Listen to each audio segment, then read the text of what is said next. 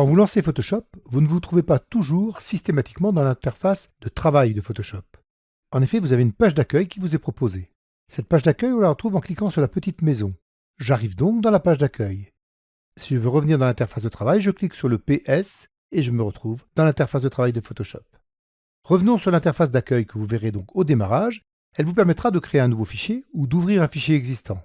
Mais vous avez également effectivement cet accueil qui vous donne des informations différentes. Par exemple, il vous met des suggestions ici. Retouchez vos photos, parcourir des tutoriels. Vous pouvez masquer éventuellement cette information si elle ne vous intéresse pas. Et ici, on retrouvera les fichiers récemment ouverts, soit sous la forme de liste, et du coup on verra également de quand ils datent, soit sous la forme de vignette.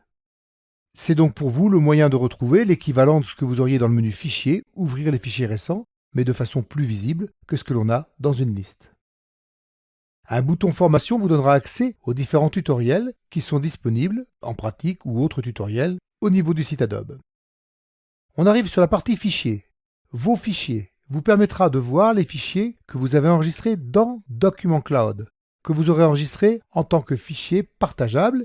Le gros avantage d'enregistrer sur le cloud va vous permettre de pouvoir travailler ces images sur votre ordinateur, mais également, si vous en possédez un, sur un iPad ou sur un autre ordinateur distant, de la même façon. Il y a la possibilité de partager des images, et vous pourrez donc retrouver les images qui ont été partagées avec vous à ce biais. Si vous possédez Photoshop Lightroom en ligne, vous avez donc peut-être des photos qui sont disponibles pour votre travail. En cliquant ici, vous allez y accéder. Vous retrouvez donc toutes les photos que vous avez pu avoir positionnées en ligne, et si l'une d'entre elles vous intéresse, il suffit de cliquer dessus et demander de l'importer pour qu'il charge le fichier original, ici un HEIC provenant d'un téléphone Apple, ou un fichier RAW ou tout autre type de fichier qui sera disponible. Et vous l'ouvrez directement dans l'interface de travail.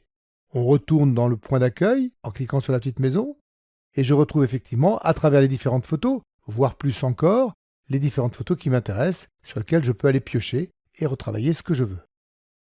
Si vous avez supprimé des éléments, vous les retrouverez à travers cette corbeille avec la possibilité de les récupérer dans les 30 jours.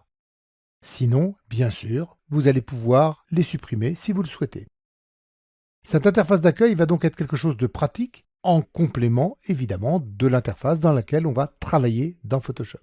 Si vous revenez sur l'interface d'accueil et que par exemple ici vous voulez ouvrir plusieurs images, vous pouvez le faire en sélectionnant une série d'images et en demandant de les importer.